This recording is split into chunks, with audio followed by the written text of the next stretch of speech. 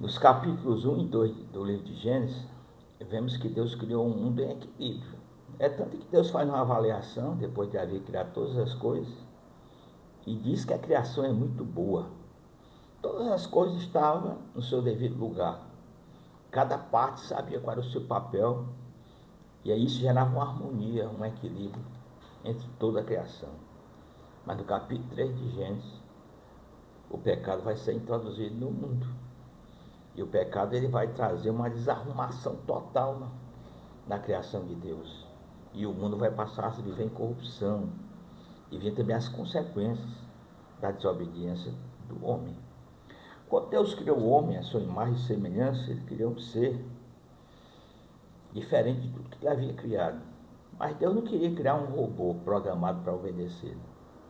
Ele queria que o homem tivesse da imagem de Deus também o livre-arbítrio, a capacidade de escolha. Deus queria criar um ser moral. Por isso que ele coloca lá no jardim do Éden a árvore do conhecimento do bem e do mal. E estipula um único mandamento. Ele diz, ele dá ordem, você pode comer todos os frutos do jardim, mas não coma da árvore do conhecimento do bem e do mal, porque no dia em que dela comer, certamente você morrerá.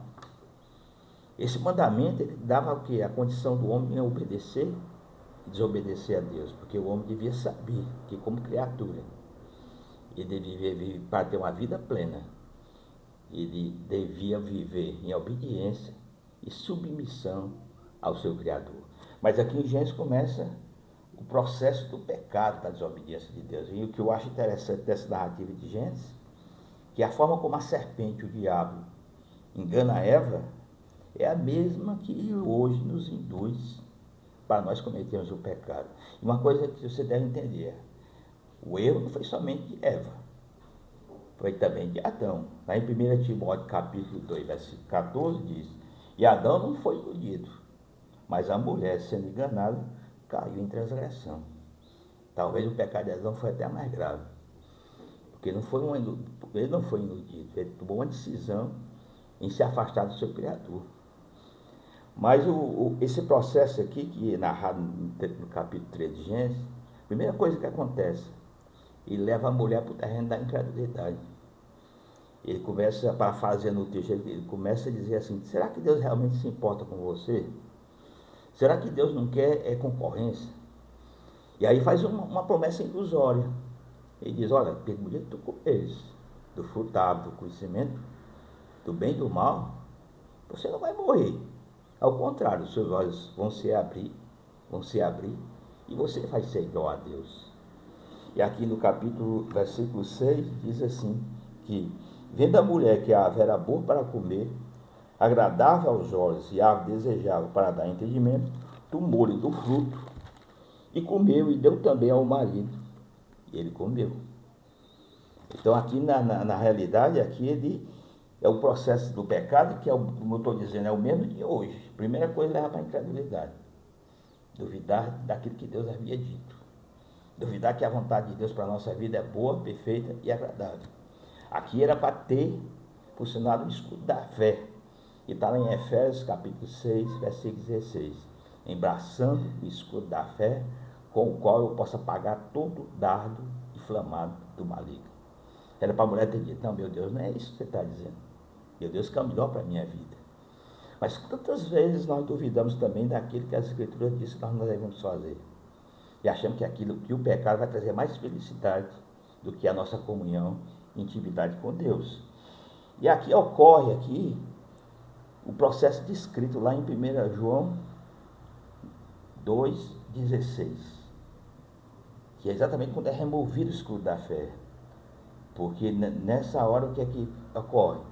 A cobiça da carne, a cobiça dos olhos e a soberba da vida. A mulher começa a olhar para o fruto, sua carne começa a desejar, ela fita os olhos, começa a cobiça dos olhos, a soberba da vida, de que achar que aquilo que nós pensamos que é o melhor para a nossa vida é melhor do que Deus determinou.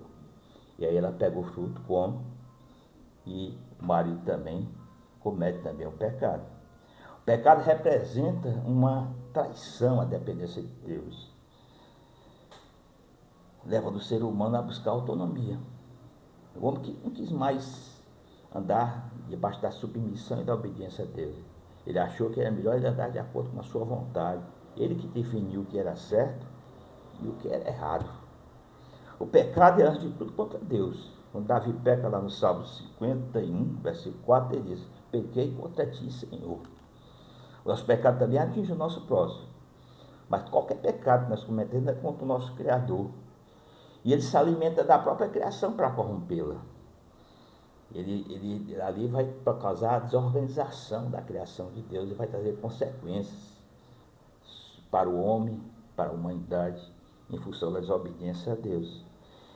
Mas a gente vai ver no relato de Gênesis que a humanidade permanece religiosa, mas muda o foco, substitui o verdadeiro objeto de adoração. Em vez de adorar a Deus, passa a adorar a criatura. É o que Paulo diz lá em Romanos, capítulo 1, versículo 25. Adoraram e serviram a criatura em lugar do Criador.